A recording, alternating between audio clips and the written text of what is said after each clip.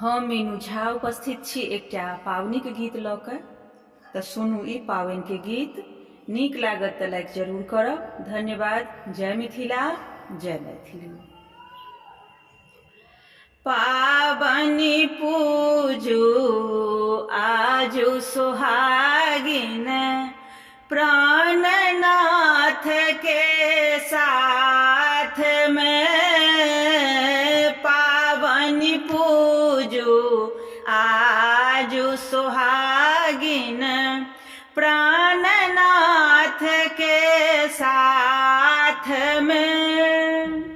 प्राणनाथ के साथ सुहागिन, प्राणनाथ के साथ में। पावनि पूजू आजु सुहागिन, प्राणनाथ के साथ में। कारी कमल झाड़ी गंगा जल, कारी कमल झाड़ी गंगा जल।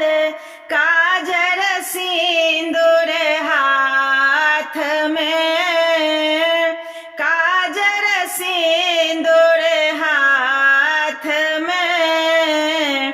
चानन घोसू मेहंदी पीसू, लिखू मैना पात में। चानन घोसू मेहंदी पीसू, लिखू मैना पात में। पावनि पूजू आजु सुहागिन, प्राणनाथ के साथ में। पावनि साजी भरी भरी आनल, पावनि साजी भरी भरी आनल। जाही जूही पात में, जाही जूही पात में। कतेक सुंदर साज सजल अछि, लिखल मैना पात में।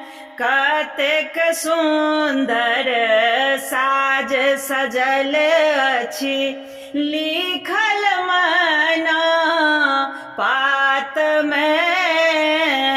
पावनि पूजू आजु सुहागिन, प्राणनाथ के साथ में।